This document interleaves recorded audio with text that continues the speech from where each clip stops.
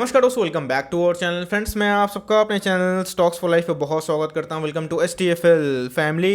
DFL में बस होता है कि शाम को हमारी एक वीडियो आती है स्टॉक फटाफट न्यूज़ फटाफट, जहाँ पे वीडियो एक चर्चा ने कौन स्टॉक में क्या न्यूज़ आ रही है और क्या बेस्ट बैंक लेवल इमर्ज हो रही है। लेकिन दोस्तों आज की न्यूज़ थोड़ी सी इंपॉर्टेंट है क्योंकि थोड़ी वीडियो लंबी बन सकती है, क्योंकि आज मार्केट अचानक से गिरा। इसके पीछे की जो वजह है बहुत लोग यूरोपियन मार्केट को बता रहे हैं, ऑफकोर्स वो एक वजह है, लेकिन दोस्तों ग्लोबल मार्केट से एक बड़ी न्यूज़ निकल कर आ रही है। चाइना मार्केट बहुत जिम्मेदार है। जी हाँ दोस्तों, चाइना में एक क्रैकडाउन की न्यूज़ देखने को मिल रही है, जिसकी वजह से जितने भी वर्ल्ड के टेक वाली कंपनी हैं उसमें थोड़ा प्रॉब्लम देखने को मिल रहा है, और जिसके वजह से मार्केट में दोस्तों एक प्रेशर देखने को मिल रहा है। अगर यूरोपियन मार्केट कमजोर रहता है, डो जोन्स कमजोर रहता है, हमारा मार्केट भी कमजोर ऑफकोर्स होता है, लेकिन इसी बीच में जो न्यूज़ है उस न्यूज़ का इंपैक्ट समझिए, तब आप दोस्तों आराम से डिसाइड कर पाओगे।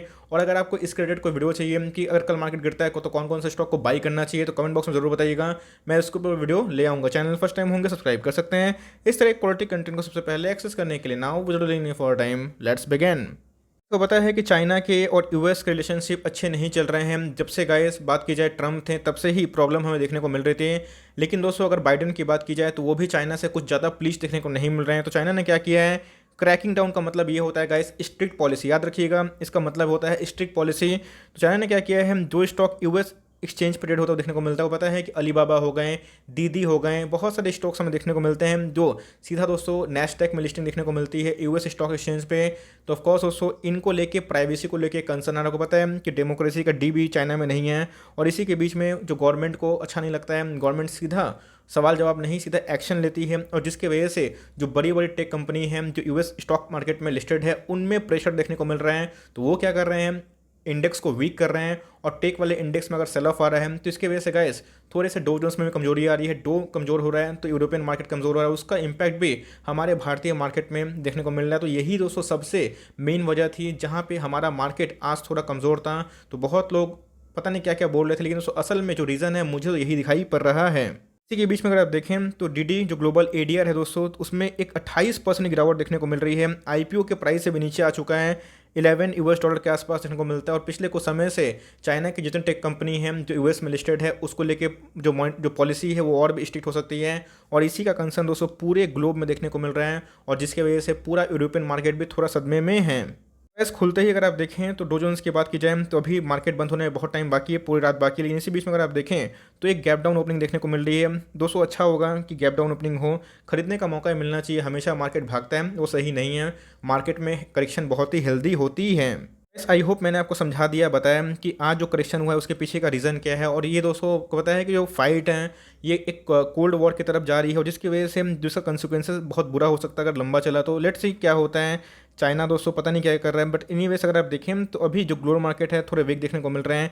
नेस्डैक में दोस्तों अभी देख सकते हैं 8 जुलाई का दिन है, अभी एक जो सेलिंग का प्रेशर देखने को मिल रहा है। एसजी निफ्टी की बात की जाए तो वो भी रेड में है। तो जी हाँ, मार्केट गिरता है तो पैनिक मत करिएगा, मार्केट गिरता है तो दुगनी रफ्तार से कवर भी करता है उसको, तो याद रखिएगा ये सब टेम्प्रोरी होती है। लेकिन यस, अगर वीडियो चाहिए तो कमेंट बॉक्स में ज़रूर बताइएगा, तो मैं 8-10 स्टॉक का वीडियो बना दूंगा जहाँ पे आप चाहें तो कल के दिन बाई आराम से कर सकते हैं। शुरुआत करता हूँ IRCTC से। दोस्तों को पता है कि मैंने आज के दिन एक वीडियो बना दी है जहाँ पे मैंने बताया है कि जो रेलवे मिनिस्ट्री की नई युक्ति हुई है उनकी वजह से थोड़ा हमें सेंटीमेंट पॉजिटिव देखने को मिल रहा है, और सारे एनालिस्ट बहुत ज़्यादा बुलिश दिखाई पड़ रहे हैं। तो पता है कि मेरा one of the favourite stock है। प्राइवेटाइजेशन को लेके बहुत सारे किंतु परंतु है, लेकिन दोस्तों शेयर होल्डर्स के बारे में भी सोचा जाएगा, और ऐसा ऑफकोर्स कुछ पॉलिसी लाई जाएगी जहाँ पे प्राइवेटाइजेशन होता भी है तो बिजनेस को उतना इंपैक्ट ना पड़े, और लॉन्ग रन में गाइस ये एक कंपाउंडिंग की तरह काम करें। यस, बहुत सारे सरकारी कंपनी हैं, लेकिन एक बार दोस्तों जाकर इनका EPS चेक कर लीजिएगा कितने रफ्तार से बढ़ते हैं, और मुझे पक्का यकीन है कि अगर आप इसको होल्ड एंड कंटिन्यू करते हैं भाई बहुत पैसे बनेंगे। छोटा मोटा प्रॉफिट बुक मत करिए। अगर आपको लगता है कि आपको प्रॉफिट बुक करना चाहिए तो मर्जी आपकी है, बिकॉज बहुत लोगों ने कमेंट्स में भी देखा कि 1400 पे लिया हुआ अच्छी बात है तो प्रॉफिट बुक कर ले, बड़ी मर्जी आपकी। लेकिन मेरे हिसाब से इसको होल्ड एंड कंटिन्यू करें, आपके बहुत पैसे बनाएंगे, इतने पैसे बनाएंगे इसकी आप और हमें देखते ही रह जाएंगे। कंपनी फंडामेंटली बहुत ही शानदार है, आप लिए हुए तो आराम से होल्ड एंड कंटिन्यू करें। इस TCS के नंबर मैंने सबसे पहले पोस्ट कर दिए थे, उसके बावजूद भी बहुत लोगों को नंबर अच्छे नहीं लगे, बहुत लोगों को नंबर फ्लैट लगे। लेकिन दोस्तों TCS एक बाज़ार का हाथी है। अगर आप देखिए तो मार्केट कैप 12 लाख करोड़ के आसपास है, कोई 12,000 करोड़ नहीं है। तो उस हिसाब से अगर प्रॉफिट देखें तो प्रॉफिट ख़राब नहीं थे। आज के दिन की बात की जाए तो गिरावट देखने को मिल रही है। आज के दिन का ऐसा हमें एक फ्लैट देखने को मिल रही है। वैसे कल मार्केट अगर इसको नेगेटिव लेता है तो एकदम दोस्तों अगर 3200 का लेवल तोड़ता है, अगर आप देखें तो एक क्रूशियल लेवल पर खड़ा है 3200 के आसपास, अगर उसको तोड़ता है आपको आने वाले कल में दोस्तों ये 3150 के आसपास भी दिखा सकता है अगर डाउनसाइड पॉसिबल हो। तो गाइस इन सब को लेवल को उतना नोट कर लीजिए, कभी भी गिरता है 3000 के आसपास आता है तो उसे बाइंग करनी है। इसके पहले भी बहुत सारे नंबर्स आते हैं, नंबर्स में किंतु परंतु होता है, बट लॉन्ग टर्म में स्टॉक भागते रहते हैं। तो ये सब मल्टी बैगर स्टॉक हैं, आपके पास है, होल्ड एंड कंटिन्यू करें। नंबर्स अच्छे थे, खराब नहीं थे, लॉन्ग टर्म हिसाब से मैं बोल रहा हूँ। कल मार्केट खुलने पे ही समझ में आएगा कि इसका इंपैक्ट आईटी स्टॉक्स पे क्या होगा और साथ ही साथ इन्फोसिस पे क्या होगा। दोस्तों शानदार कंपनी है इन्फोसिस, और इन्फोसिस के जो मार्जिन है वो थोड़े इससे बेटर होने की उम्मीद है। आपको मैंने प्रीव्यू बताया था, लेकिन दोस्तों अगर कोई कंपनी 9,000 करोड़ 8,000 करोड़ का प्रॉफिट करती तो ख़राब नहीं है, बहुत ही शानदार है। मैं बल्कि बोलूँगा कि कल के दिन गाइस इन्फोसिस में गिरावट होती है तो एकदम उठा लीजिएगा, कोई दिक्कत वाली बात नहीं है। नंबर्स काफ़ी हद तक टीसीएस के ख़राब नहीं थे। इन्फोसिस एक मल्टी बैगर स्टॉक है। पता है कि इन्फोसिस जब 1300 के आसपास था, मैंने वीडियो बना के बहुत बार आपको लेने के लिए बताया था। और दोस्तों अभी बोलता हूँ कि इन्फोसिस में टारगेट बहुत ही अप है। देखना बनता है कि 14 जुलाई को कैसे आते हैं, लेकिन इसी बीच में कल आईटी इंडेक्स कैसे बिहेव करता है तो उसके ऊपर दोस्तों मैं जल्दी ही कल के दिन मार्केट जैसे बंद होगा तो मैं वीडियो लेके आ जाऊँगा, बताऊँगा कि मार्केट में ट्रेंड क्या देखने को मिल रहा है, मार्केट कैसे रिस्पॉन्स कर रहा है। ऑल दो टीसीएस ने एस्टीमेट को बीट नहीं कर पाया है, लेकिन फिर भी टीसीएस एक मल्टी बैगर कंपनी, इस बात को ध्यान रखिएगा। और सेम दोस्तों इन्फोसिस भी है। तो ऐसे स्टॉक कभी गिरते हैं तो पैनिक मत करिएगा, उल्टा दोस्तों जितना उठाएं उठा सकते हैं। इस बात की जाए श्याम मेटलिक एनर्जी, इसके पहले हमें आईपीओ देखने को मिल रहा था, लेकिन दोस्तों अब ये शेयर बन चुका है। इनके आए हैं आज नंबर्स की बात की जाए तो बहुत ही प्रॉमिसिंग देखने को मिल रहे हैं। इनके ईपीएस की बात की जाए दोस्तों तो हमें सालाना बहुत ही अच्छे देखने को मिल रहे हैं, तकरीबन 5 गुना के आसपास देखने को मिल रहे हैं।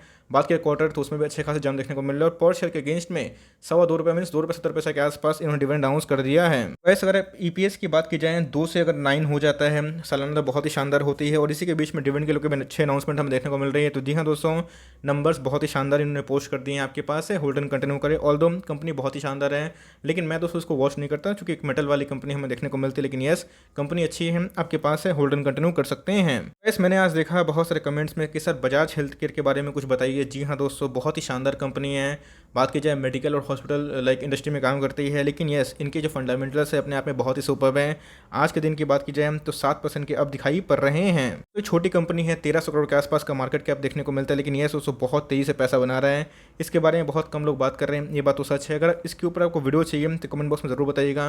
मुझे लगता है इस कंपनी आने वाले कल में बहुत ही अच्छा कर सकती है और कंपनी में काफ़ी दम भी दिखाई पड़ रहा है। तो स्मॉल कैप से बहुत ही क्वालिटी वाली कंपनी है, इनके फंडामेंटल सुपर्ब है, आपके पास है, होल्ड एंड कंटिन्यू करें। फॉर लॉन्ग टर्म सोचते हैं तो आराम से बाई कर सकते हैं। यस ध्यान रखिएगा, छोटी कंपनी तो रिस्की हो सकती है, बट यस कंपनी में काफ़ी दम दिखाई पड़ रहा है, आपके पास है, होल्ड एंड कंटिन्यू करें और इसको चाहे तो अकोमोडेट कर सकते हैं। अगर इसके ऊपर वीडियो चाहिए तो कमेंट बॉक्स में ज़रूर बताइएगा, तो मैं ज़रूर लेके आऊँगा। बिकॉज कंपनी की बात की जाए तो बहुत ही हमें प्रॉमिसिंग दिखाई पड़ रही है। इस बात की जाए टैमो टाटा मोटर्स की बात की जाए, हमें 3% 3.25% की गिरावट देखने को मिल रही है। आपको पता है कि जो सारा गिरावट है कब से देखने को मिल रहा है, जब से इनकी जो चिप शॉर्टेज की न्यूज़ सामने आई है। लेकिन यस ध्यान रखिएगा, ये टेम्प्रोरी है, लॉन्ग टर्म में इसका उतना इंपैक्ट देखने को नहीं पड़ेगा। अपने बॉटम से बहुत भाग चुकी थी और जेलर का अगर कंट्रीब्यूशन नहीं आता है तो अपने आप में ही एक आने वाले Q1 के नंबर्स और Q2 के नंबर्स को चैलेंजिंग हो सकते हैं। ऑल्दो इन्होंने Q2 के बारे में डिस्कस किया है, बट कंपनी खराब नहीं है।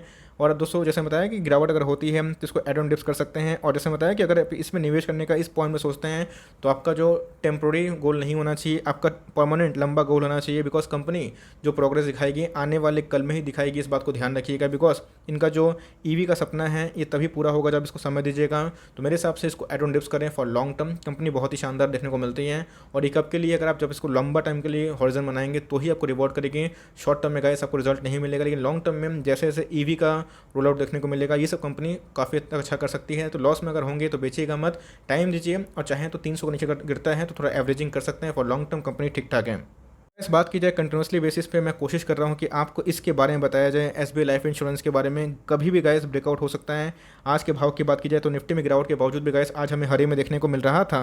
सब देख सकते हैं कि एकदम ब्रेकआउट के वर्ड्स पे है, ब्रेकआउट हो जाएगा समझ में ही नहीं आएगा। मेरे पास तो गाइस बहुत ही लोअर लेवल से एसबीआई लाइफ को मैंने बहुत लिया भी हुआ है। आप सबको कंसिस्टेंट बेसिस पे 800 के लेवल पे, 850 के लेवल पे, 900 के लेवल पे बहुत बताया भी था। वहाँ से अगर आप देखें तो एसबीआई लाइफ ने अच्छा खासा मोमेंटम दिखाया है। बट मैं बोलूँगा कि लॉन्ग टर्म में इंश्योरेंस वाली कंपनी बहुत अच्छा कर सकती है। मैं ज़्यादातर दोस्तों डाउन साइड मैं उम्मीद नहीं करता हूँ। डाउन साइड अगर आता है तो आपकी लक होगी, लेकिन कंपनी फंडामेंटली बहुत ही शानदार डेट फ्री कंपनी है।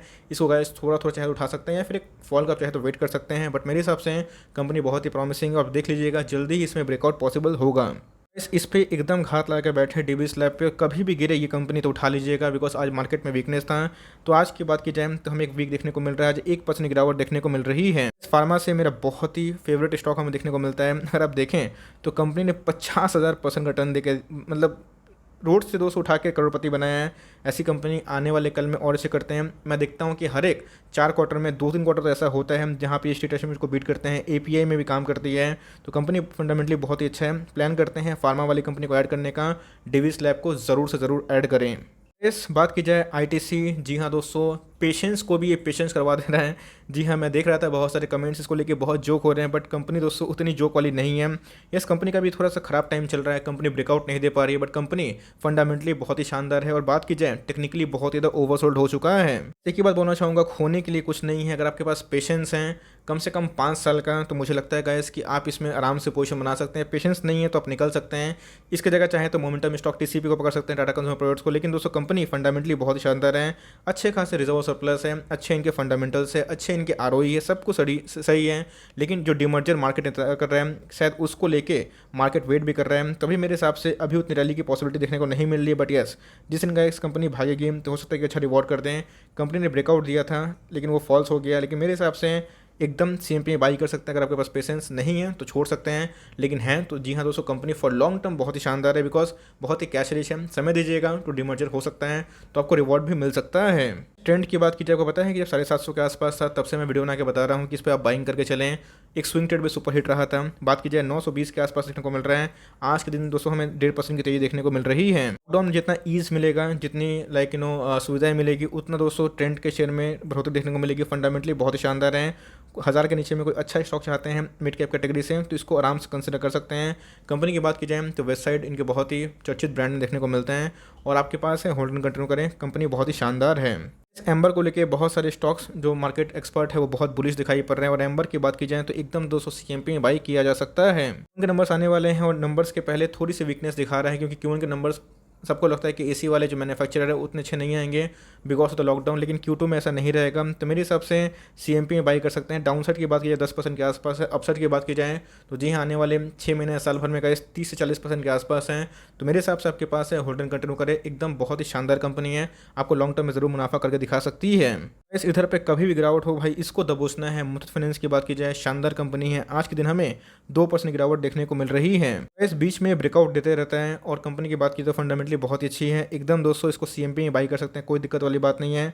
और जितना आपका लंबा हॉरिजन रहेगा कंपनी उतना ही आपको पैसा कमा कर देगी। ऑल्दो टेक्निकली ब्रेकआउट देखने को मिला था, लेकिन फाइनेंस सेक्टर में थोड़ा सा आज गैप डाउन की ओपनिंग की वजह से, मतलब गैप डाउन नहीं था दोस्तों, फिर भी थोड़ी सी वीकनेस थी, जिसकी वजह से हमें आज मुथूट में गिरावट देखने को मिली। लेकिन मुथूट की बात की जाए, आपको पता है इसके अंदर कितना स्ट्रेंथ है, आपके पास है, होल्ड एंड कंटिन्यू कर सकते हैं। हैवेल्स की बात की जाए तो इसमें भी डाउनसाइड की पॉसिबिलिटी बहुत ही कम दिखाई पड़ रही है। भाव की बात की जाए तो 1000 के आसपास देखने को मिल रहा है। आज के दिन की बात की जाए तो मार्केट की गिरावट में भी थोड़ा स्ट्रॉन्ग देखने को मिल रहा था। 1250 का स्टॉक है, एकदम सीएमपी में बाई कर सकते हैं। इसके पहले मैंने एक बाई कॉल भी दिया था, उसके बाद अगर आप देखें तो स्टॉक में थोड़ा मूवमेंट आ चुका है। लेकिन yes, for long term company बहुत ही शानदार है, आपके पास है, एकदम माल दबा के बैठो। जितनी गिरावट होती है उतना ऐड करें। कंपनी का बिजनेस बहुत ही सिक्योर्ड है और कंपनी ने दोस्तों over the long period of time बहुत ज़्यादा पैसे बना के भी दिए हैं। इस दीपक नाइट्राइट की बात की जाए तो आज के दिन हमें एक क्लोजिंग देखने को मिली नेगेटिव, लेकिन उतना भी गिरावट नहीं हुई है। आज के हाई की बात की जाए, कल ही दोस्तों मैंने आपको एक वीडियो बना के बताया था कि 1988 इनके हाई है, लेकिन ब्रेकआउट के वर्ड्स पे है। आज देखें टॉप पे जाने के बाद एक रिवर्सल आ रहा है, क्योंकि मार्केट जब वीक रहेगा तो ये भी गिरेगा, लेकिन दोस्तों जल्दी ही ये आपको ब्रेकआउट को दर्शन करवा सकता है। ये बात करूंगा दोस्तों, इधर पे एडॉन डिप्स करिए, घबराए बिल्कुल भी नहीं। कंपनी फंडामेंटली बहुत ही अच्छी है। लकी होंगे कि फिर से आपको ये स्टॉक 1700-1800 के लेवल में मिलेगा। उधर मिले तो बल्क निवेश करने से चूकिएगा मत। और कंपनी की बात की जाए तो बहुत ही शानदार है और कभी भी मार्केट अगर हरा होगा तो आप देख लीजिएगा, आपको ब्रेकआउट जल्दी करके देगा। इस निपॉन के नंबर आने वाले हैं अगले सप्ताह और इसी के बीच में निपॉन में काफ़ी तेजी आ चुकी है। डेफ्री में दोस्तों बहुत ही क्वालिटी वाली कंपनी है। आज के हाई की बात की जाए तो अगर आप देखें तो इंटरडे हाई 5-6% के आसपास बना रहा था, उसके बाद प्रॉफिट बुकिंग देखने को मिल गई 391 के पास जाके दोस्तों सारे प्रॉफिट को साफ कर दिया। मेरे पोर्टफोलियो दोस्तों आज बहुत ज़्यादा अप था, मैं देख रहा था कि मार्केट लाल था, मेरा पोर्टफोलियो भाग ही रहा है। लेकिन उसके बाद जब क्लोजिंग हुई तो यस, पोर्टफोलियो का जो प्रॉफिट था वो लगभग साफ हो गया, लेकिन फिर भी जो क्लोजिंग हुई है ग्रीन में हुई है, लेकिन ठीक ठाक है, काफ़ी अच्छा देखने को मिला। तो कंपनी की बात की तो फंडामेंटली बहुत ही शानदार है और लेना चाहते हैं फॉर लॉन्ग टर्म तो कंपनी अभी भी बाई कर सकते हैं। 450 का स्टॉक, इस बात को ध्यान रख सकते हैं। एक बार गैस ये 400 के ऊपर स्टेबल हो जाएगा तो आपको एक बढ़िया ये दर्शन करवाएगा। तो मार्केट में पूरा लोग उम्मीद कर रहे हैं कि एचडीएफसी एएमसी वन के नंबर्स अच्छे होंगे, तो गैस आपको नया हाई जरूर लगाता हुआ देखने को मिल सकता है। ये भी गैस एचटीएफएल का टॉपिक है फॉर लॉन्ग टर्म, चाहे तो आराम से सीएमपी में बाई कर सकते हैं। घबराइएगा मत, गिरता है तो उतना उठाइए, कंपनी डेट फ्री है और इनका बिजनेस कभी खत्म नहीं होने वाला। At last but not least, एलके सीमेंट्स में क्या करें। जी हाँ दोस्तों, एलके सीमेंट्स की बात की जाए, दीपक नाइट्राइट की बात की जाए, सब में बहुत ही ह्यूज ग्रोथ है। हैं आज के दिन की बात की तो मतलब हरे में देखने को मिल रहा था। कंपनी फंडामेंटली बहुत शानदार है और दोस्तों देख सकते हैं कि बहुत ज़्यादा पैसा ही बना के दिया, तो ये सब कंपनी में सवारी करते रहें, आपके लॉन्ग टर्म पैसे बनते ही रहेंगे। So for timing that is the end of the stock फटाफट सीरीज। आई होप दोस्तों वीडियो आपके लिए हेल्पफुल है।